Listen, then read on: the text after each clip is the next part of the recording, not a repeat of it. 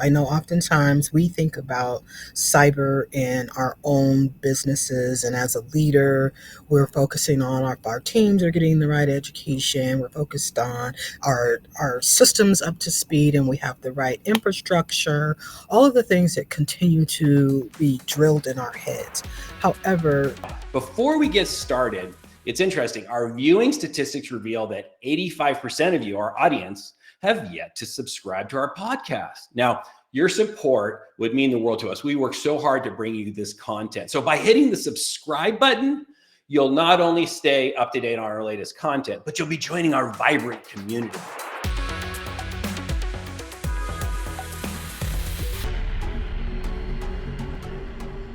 Hi, everyone. Welcome to One Step Beyond Cyber. My name is Scott Kreisberg, and I'm the CEO and founder of One Step Secure IT. Now, I've been helping small and medium-sized businesses for decades, and I decided to share both my and my guests' insights on many topics surrounding safely living in today's digital world, as well as business growth strategies. Now, let me introduce today's special guest, April Yearby. Now, she's a leading professional in cyber insurance. She's an advisor, and she's a renowned speaker on risk management. With her profound passion for people, cybersecurity, and risk mitigation, April's going to enrich our discussions today and provide invaluable insights and strategies. So here are the main topics for today's discussion. Number one, key trends and challenges surrounding risk management. And two, risk management from the perspective of cyber insurance. All right, welcome, April. It's great to finally get this opportunity to chat with you. I know it's been a little while and life has been throwing curveballs at both of us, but better late than never. And I'm really excited about today's conversation because the topics we're going to go over are really actually relevant to everybody, both on a personal basis and on a professional basis. Wouldn't you agree? oh, yes, definitely. Absolutely. So, let's kick it off with, why don't you share a little bit about, who you are, what drives you, anything specific you want to share with us. Let's just keep it nice and just high level. Yeah, so first of all, I'd like for people to understand that when you think about April, I want you to think about a warrior in heels who is on a mission to change how business leaders focus and approach their risk mitigation strategies that include insurance. This has to be done in such a way that people understand we're no longer doing business as we had. So, in doing that, we have to be able to think about those things that ultimately we would never really consider because it's not front and Yeah. center. And my mission is to literally get that mindset into our business leaders so that when they're approaching risk mitigation strategies, they have a broader view of what risk mitigation strategies look like and how they move forward. Right. So you're making it real to them. Oh, yes, I mean, it's definitely. just, yeah, today, like, you talk about cybersecurity or risk mitigation. And I mean, it'd be like, I know my annual revenue goals. What are you talking about? So it's great that you're doing that. Now, when we prepared for this episode a few months ago, we were talking about everything, and some of the things that we talked about regarding cybersecurity, where how we both run into people that still use weak passwords, and how the criminals. I mean, they're just getting craftier by the day. And one of the things that we talked about, which was pretty funny, is I kind of made a point of like, I don't click on any link. I make this rule, even if the email is real, I'd rather go to my password manager and click on that link instead of like any email that comes my way. You laughed and said, I do the same thing, right? Mhm. So it was great. What's your overall take when it comes to cybersecurity? Should it be a top of mind topic for people? It definitely should be top of mind. And it's not just top of mind from a business perspective. I know oftentimes we think about cyber in our own businesses, and as a leader, we're focusing on our teams are getting the right education, we're focused on our systems up to speed, and we have the right infrastructure, all of the things that continue to be drilled in our heads. However, cyber has grown so much and it continues to manifest that this is now going into our homes. This is not just about going to work, showing up every day, and checking off a box. Our bad actors have become so sophisticated that it brings harm to our family, our loved ones, and when we don't understand how crucial this could be, we ultimately are sacrificing safety. So your question regarding the importance and how critical it is, top of mind in every aspect of my life.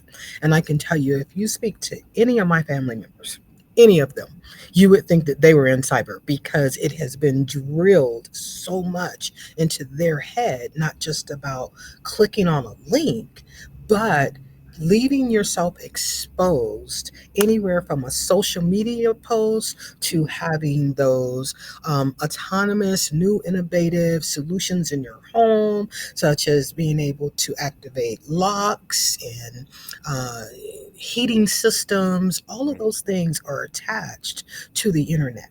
And in order for them to function and function correctly, they have to be attached to the internet. But what we have to understand is that anything that's out there on that web is subject to a breach. And what could that ultimately mean for not only me in my business world, but the safety of me and my family?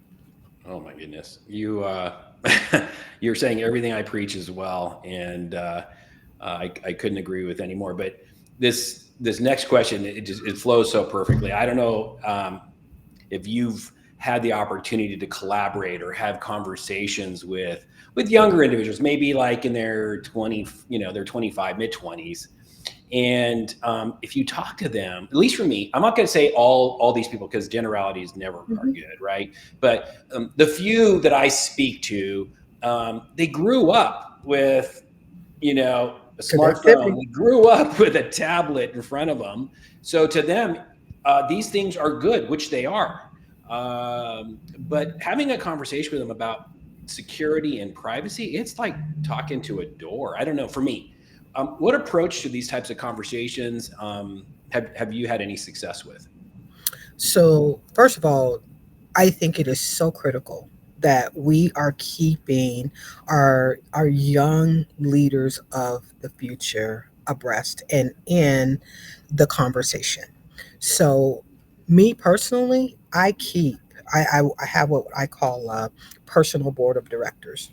Mm, And on my personal board of directors, it is going to consist of at least a couple of young, forward thinking, innovative, thought leadership individuals. Why is that? Because the mindset is different, and you have to understand that they have not had the experiences that some of us that have been in this industry for quite some time have had. mm, So, without having that historical knowledge, it makes it very challenging to relate and understand the importance of it. Then you also have to understand that they come from an environment where everything has been provided very quickly, mm, and it's easy to access. We didn't have access to a lot of the things that they have access to, so it makes it very easy to dismiss safety and put it in order to get where you're trying to go at a faster pace. However, we have to slow that journey down. And my first eye-opening situation with the younger group was through, I don't know if you guys are familiar with, Apple had um, a clubhouse, is what they called it. mm. And you could go into these rooms and everybody's talking about what's important and what's happening in their world and their industry. And I did a lot of the rooms on cyber. And so as we were talking, one of the things that came out from the younger group was that if they want information, they're going to get it.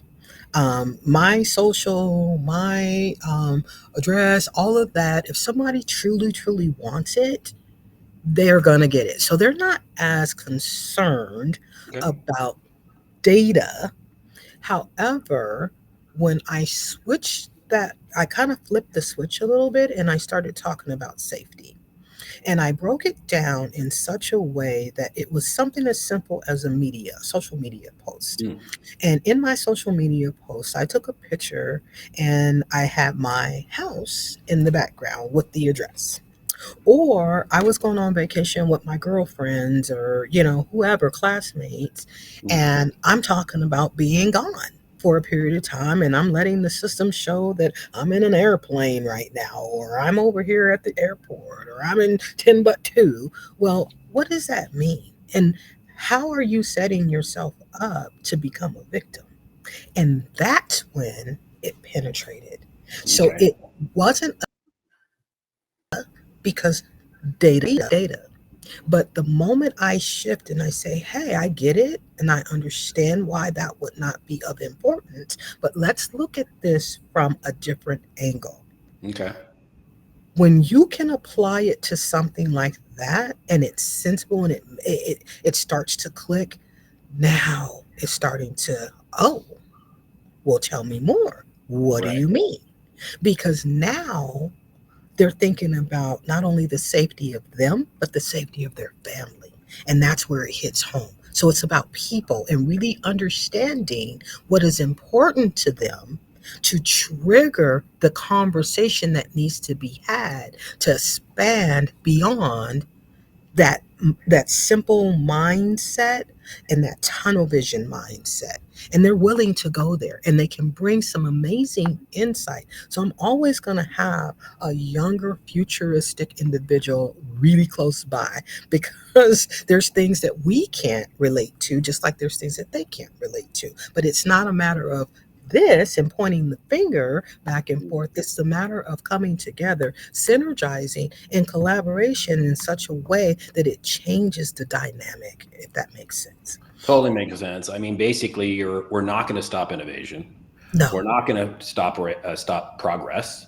And so we need to learn how to use these tools, how to use these technologies in a safe way or a safer way.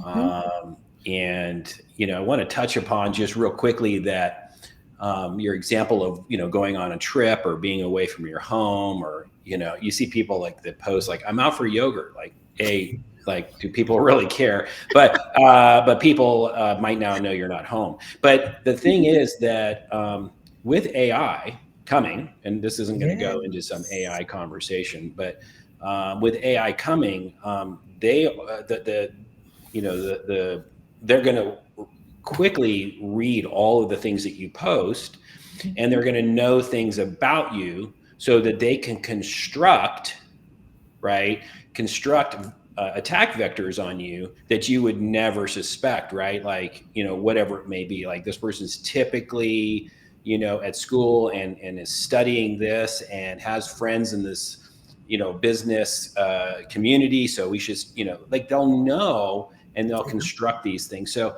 again, coming back to security and protecting your family, we're going to have to figure out what things are safe to post and whatnot as we roll forward. Now, did you have a comment on that, or Yeah, because what I'm thinking about is that we are so caught up in protecting information, but we're the first to give it away. Um, Unintentionally, not knowing, right? So, uh, if I can get enough information about you as an individual, I don't have to approach you, and I'm not going to approach you as a bad guy because there's certain things that you're going to know automatically that sounds fishy. I'm Mhm. going to go to the least expecting low hanging fruit, which could be grandma, which could be grandpa, which could be Aunt Betsy, Uncle George. Those that aren't that savvy in the world of cyber or the world of safety because they have the mindset. Think about the older the generation. There was a point in time where we were taught to learn how to trust. And there was a point in time where our grandparents and their great grandparents did not lock their doors. I Okay. remember that time Sure. where they would go all night long. And if the neighbor wanted to come over and get some sugar while you were gone, come get some sugar. Come on in. So cybersecurity flips that coin on its head, and it wants us to undo what we have been taught generation after generation after generation. We go from learning how to trust until given other reason why to not trust to don't trust anybody. Zero trust. So changing the mindset is going to be critical in the process. And until you do that, I don't care about the infrastructure that you put together. I don't care about the training that you put together because if my mindset is still of the old school, you can Mhm. teach me all day, but it's going to go through one ear and out the other because I still believe that nobody's doing that. That's Right. some off to the left type conspiracy type stuff. Do you see what I'm Yeah. saying? Yeah, no, this is so critical. I mean, I know people, unfortunately, because of my business, where people, not even that old. I mean, maybe in their 70s, um, Hmm. are have fallen victim, like just to a Facebook account being frozen. Facebook doesn't have telephone support. You have to go through email and chatting, and so they're setting up fake Facebook support, and you Google it, and the first ones that come up are the bad actors. So what you said is so just don't trust, have a zero trust attitude. So And that's the problem because you can't do something as simple as pull up a social media page without knowing who's behind it, right? Uh, in the days where I come from, you're going to meet somebody, you're going to go show up and meet them somewhere in public, right? So you know what you're getting. You can't, as I would say, you can't fake the funk, right? no, Um, now I can, there's so many things that go on, and it's not just on the internet anymore. And this is where I try to get people to understand because I just got done training earlier. And I said, tell me when you hear cyber, what does that mean to you? And most people associate cyber with nothing but the internet or a breach with nothing but the internet. And it comes in so many other forms. And we have not done a good job educating people about how breaches can actually take place. I can have a breach and it has nothing to do with the internet. And these are the things people don't understand and quite they're not able to massage that because we've been very tunnel vision in what that looks like in the message that we're putting out there. So how do we bring a better awareness to those that to the public that speaks to every aspect of cyber, not just what goes on the World Wide Web? yeah, you're bringing up a great point. Maybe somebody has already done this, but like, really take and create it should almost be part of college nowadays or high I school. agree. I There should agree. be a course on it where it's trained over 12 or 18 weeks where you can go over all the internet of things and what that means. And just literally, like, because you said, it's not just a breach or a cyber attack or something like that, but it's vast. So that's a great point. Well, and I don't know how much you're tracking, but let's talk deepfake for a minute. Mm, yes. Deepfake is actually AI is an amazing, amazing opportunity for, and it's going to change the game in so many ways. Yeah. However, we have to understand with innovation comes more risk, right? So we have to be thinking about, okay, this is great, but what risk come along with that, and how do we mitigate those risks? Mm, right. And one of the things that I just discovered recently is that with deepfake, it's set up where I can call grandma and my voice can sound exactly like granddaughter Jane. Right. And if I have enough information, going back to what we said about putting all this information out there, if I have enough information about cousin George, your birthday, grandpa Sam, Mm, grandma is going to say, well, they got to know, they know us. It's got to be legit because they're not Mhm. going to know all those things. So, how is technology advancing in such a way that, again, can impact the well-being of not only the business but also the well-being of our loved ones? Because if I can get grandma to convince, I just talked to someone, grandma is talking, they've said all the right things, and they convince grandma to go down to the bank and transfer all Mhm. this money, and the only reason why it didn't go through is because one of the bankers, they were in a small community, and one of the bankers knew the family very well and knew that that was out of her character, and happened to call the daughter who lives way in another state and said, hey, your mom is here trying to withdraw some substantial amount of money, and that's not normal. Come to find out, she was getting ready to give up almost everything in her account to a stranger. And literally, she didn't want to have to talk about it. And she didn't want anybody telling her anything about it because of the embarrassment. Right. Yep. And Yep. that's what we do. We create this scenario in our head to make us feel like we're inadequate because we made a mistake as a human being. We have to stop it. We have to get to a point where we're having open dialogue and we're not making people feel less than because they made the mistake. But we teach them, we educate them, we provide them with awareness so that they can move the needle forward and protect themselves and see the red flags as they start to come up. 100%. Yeah, and one of the recommendations that we give on a personal basis is have a safe phrase or a safe word that Exactly. you give your grandma or grandpa or anybody, family members, so that if you do get that call and I've got your granddaughter here, and unless you get $10,000 cash, you'll never see her again. They'd be like, oh wow, okay, I'll go do that. But if you put her on the phone, I'd like to quickly make sure she's okay. And then you say, hey, what's the safe word? AI ain't going to know that. So Exactly. just really, there's still, I'm sure that'll get blown through at some point, but it's basic.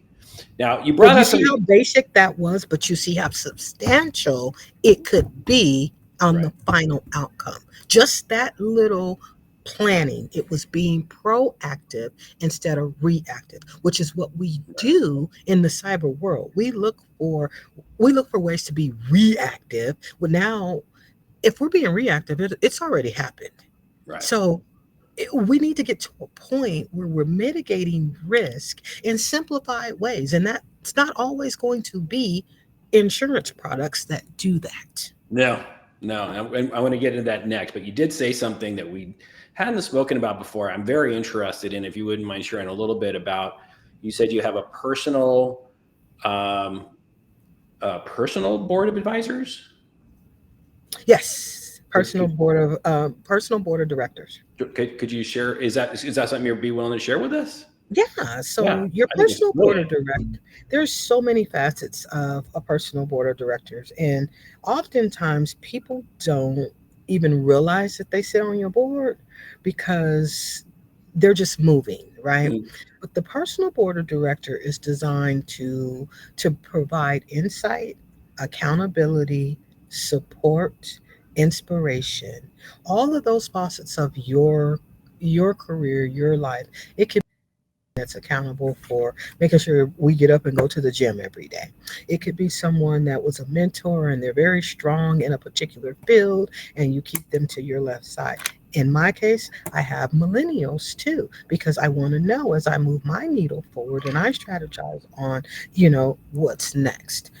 I need to have those young mindsets that bring other ideas and considerations and how they're viewing things to the table. And often, what I find is that they are bringing stuff that is so simple but so profound to the table that you have no choice but to stop, listen, and take heed.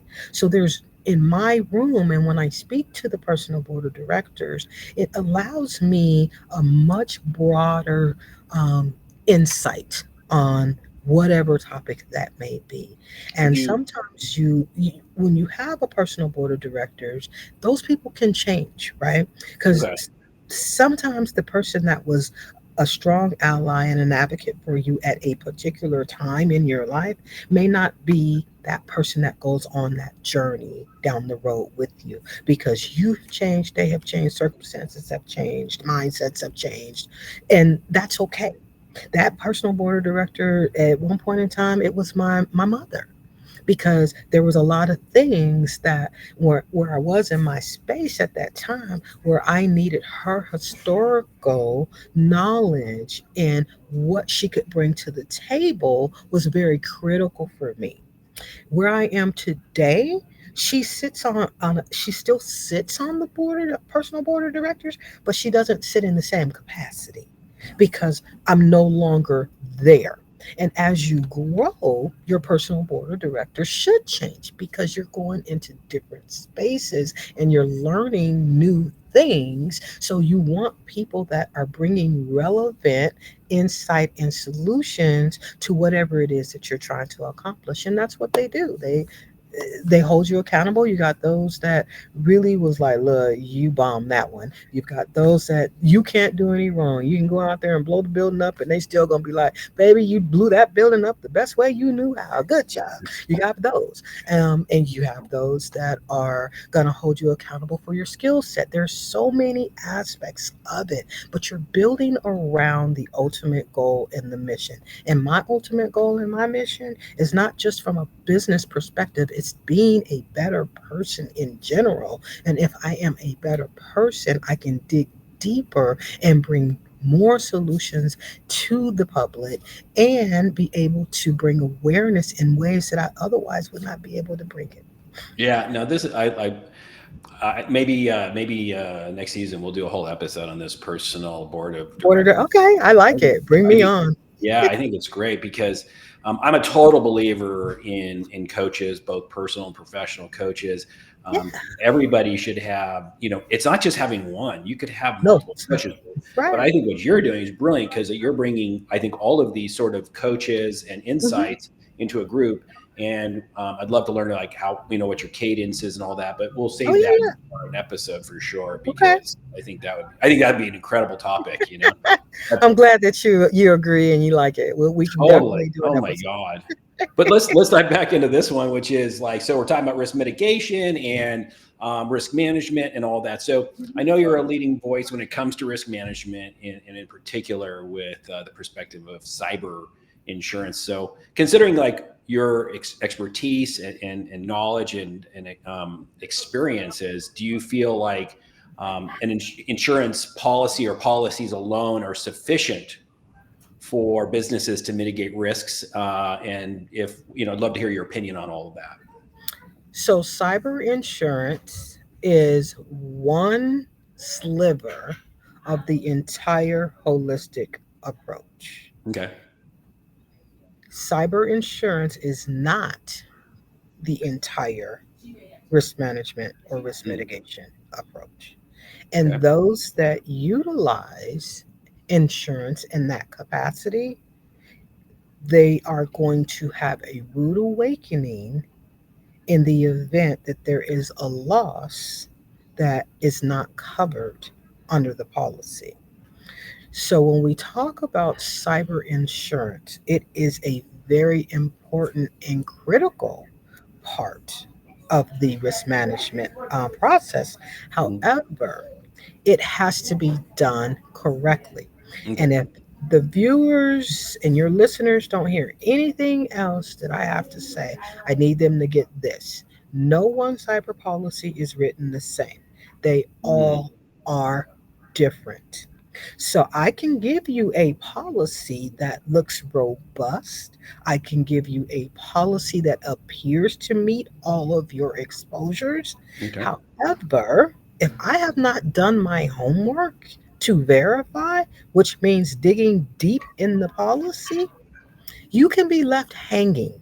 because the perception is, oh, I got 1 million, 2 million, 3 million, 5 million, whatever that limit is, and you have no idea how that coverage is triggered. You just see a limit and you're happy go lucky. Let's go.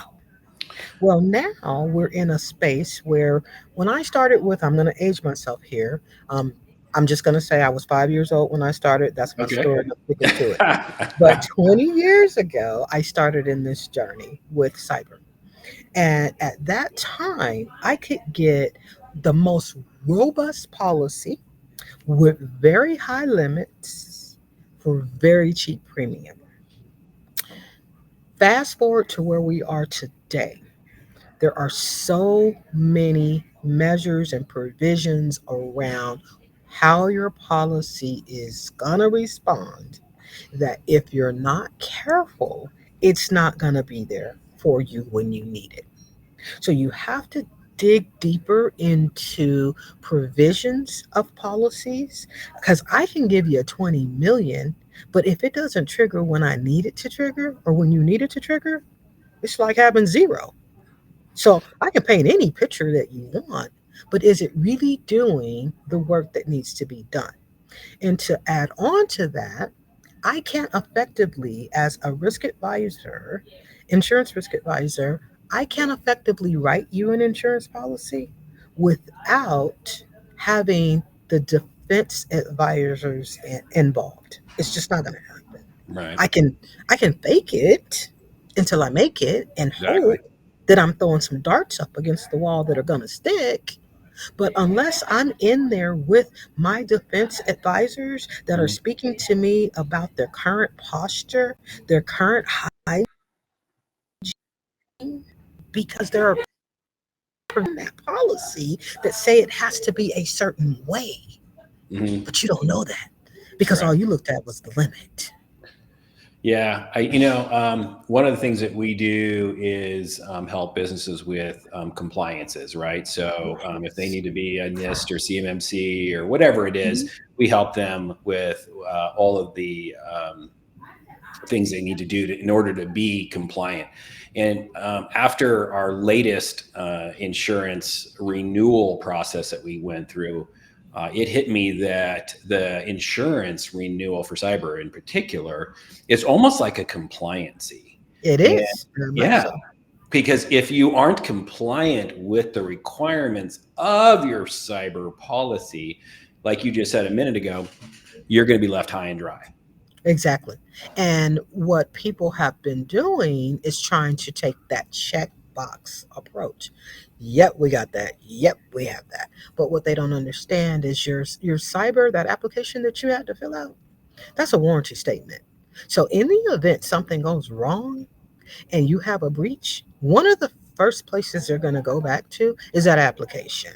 And if you check the box saying that, yes, I do backups, yes, I do endpoint detection, yes, I do encryption, all of those things, and then it is found that you did not or you had not, and great, they wrote the policy, they moved on. They had a breach. And when they came in and did forensics, it was discovered that the entry point was on a section of their network that did not have multi factor authentication on it. But Mm, the question was not worded, do you have multi factor authentication on your entire network?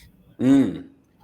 So when they went in and did the forensics and found that, they automatically denied the claim. And this is in the midst of a breach. When you've got extortionists on the phone, you need crisis management, you need legal defense, all this is going on.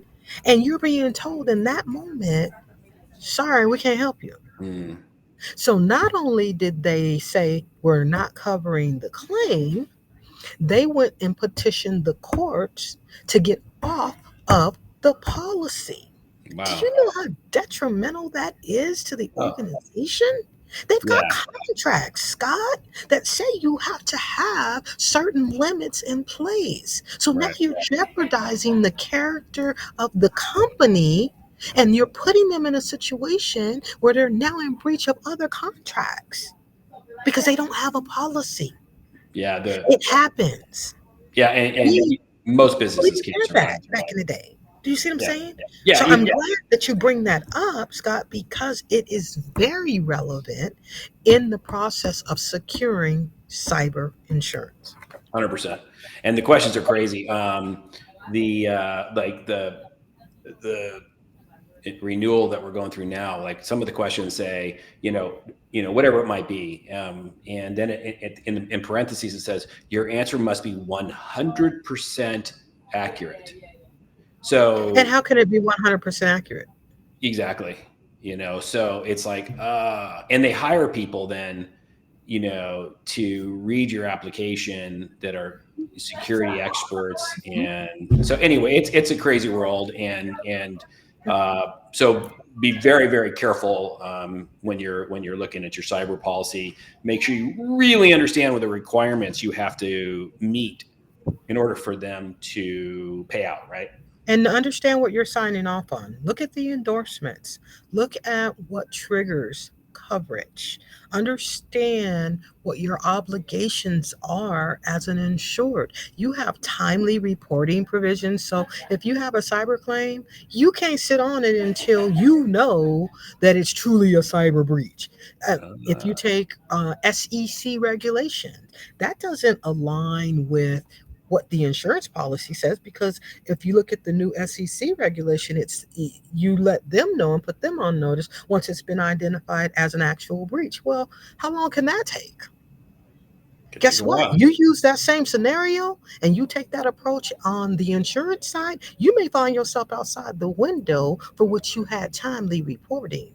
And they will deny your claim based on the fact that you didn't report it when you said what was required in the contract. Right. Understand, an insurance policy is a contract and it requires you to do certain things just like it requires the insurance company to do certain things. Yep. Yeah, the minute we get a call from any client, or non-client mostly, we automatically say, have you reached out to your insurance company? And 9 times out of 10, it is no. I'm like, okay, you're going to No, hang up the phone with us, and you're going to call them, and you're going to ask them what your next steps are to remain compliant with your insurance policy. And you can ask them if we can work with you. And if they say yes, that's fine. But do not do anything until you've spoken to and reported what you need to report. you're spot on because they have what they call a panel of individuals that they work with. However, if you're being proactive and you're doing it at the right time, there is opportunity to endorse a particular group if depending on the carrier, but you can get an endorsement that says, hey, I want to use these people. I want to use this type of attorney, this forensic group, and they will work with you to do those things. But you don't do that when you're in the crisis mode because now they don't know anything about these people. They haven't had the chance to vet them to figure out if they're going to cost them more money or if they're going to help mitigate this thing and get it done. They just don't know. So out of respect for them, if clients are wanting to have a specialized group that they want to work with, they need to be having that conversation up front when they're booking and trying to bind coverage. Don't wait till after the fact. That's And great. then also know what your requirements are as it relates to not purchasing, but filing a claim. And I just spoke about this earlier today. I said, you got to know the process of the journey when you file a cyber claim. What is the insurance next steps? Do you have to wait a day? Do you have to wait 3 days? Is somebody going to be there 24 hours? Because the last thing as a business leader that I want is to be on hold with an insurance company while I'm looking at the extortionist tell me I've got 10 more hours before everything is going to be shut down. Right. I don't, my whole operation is on hold. I can't make money. I can't service. There's nothing happening here. And I'm sitting here with my twiddling my thumbs waiting for the insurance carrier to call me Yeah, back. That's insane to me. it's insane. That's insane. This isn't a bumped toe. This is, I got some major issues going on and I need to be on the phone. And this extortionist is, his price continues to go up. He's forcing me, he's trying to force my hand to negotiate, which, listeners, hear me. Do not settle a cyber claim on your own if you are planning to turn that into your carrier. There are provisions in your policy that stipulate you must have their authority and their authorization. So if you get on that phone and you start paying out and settling things, be prepared to take on that entire risk, and that your insurance company more than likely is not going to step up to the plate unless you have made arrangements in advance to do that. Exactly. This has been great. So maybe to wrap things up on a little bit lighter note, maybe if you had to narrow things down to maybe three actions, that any business owner could take, what would you say, like what are the top risk management or cyber priorities that a business owner should focus on right now? I thought about this, and I got to start with awareness. Awareness, you got to have awareness. You got to know what's going on in your industry. You have to be willing to share those stories. Have a central place where you guys can share stories. You can Okay. do that confidential, and you don't have to worry about, it getting out, because if you can hear someone else's story, or you know what's going on, it's unfortunate that you have to learn from somebody else's lessons learned. Hmm. However, it's still a lesson learned. And if you can get in those rooms that are talking about the challenges that they've had, you're going to be better off, because now we're talking about reality stuff that's happening to your industry colleagues. Okay. Secondly, I say be proactive in everything that you're doing. Not, and when I say proactive, have a breach response policy in play. Hmm. It's a must. You can't expect Miss Susie, who's at the reception desk, to have a clue as to what to do when the extortionist calls her and starts putting pressure on her. Miss Susie at the front desk, all the way to the field employee selling, should have knowledge of what to do in the event of a breach.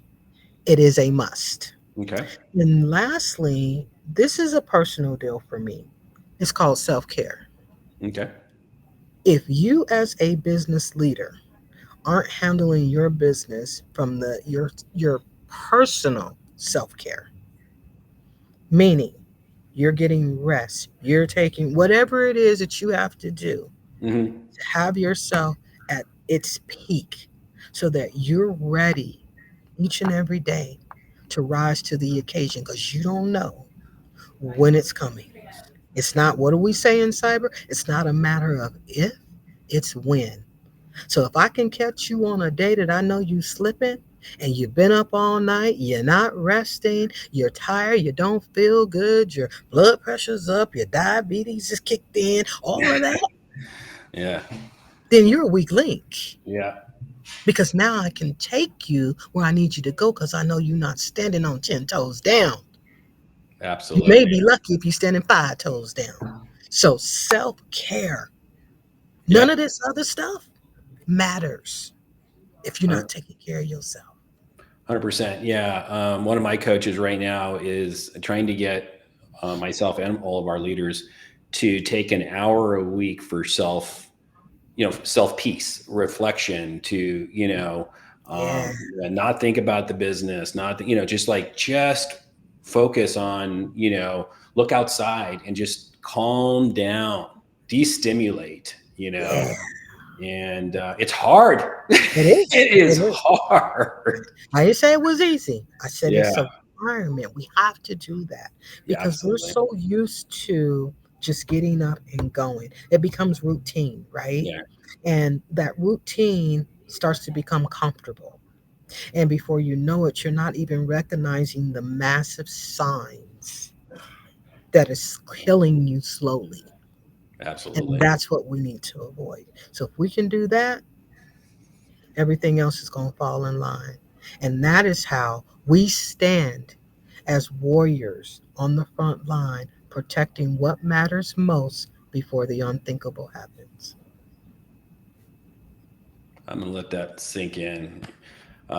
Thank you, April. Thank you for sharing your invaluable insights, your expertise on risk management, cyber insurance, and the challenges people are experiencing with cybersecurity. Your passion for people and commitment to mitigating risk is truly, it just shines through, and it really came through today. So really appreciate it.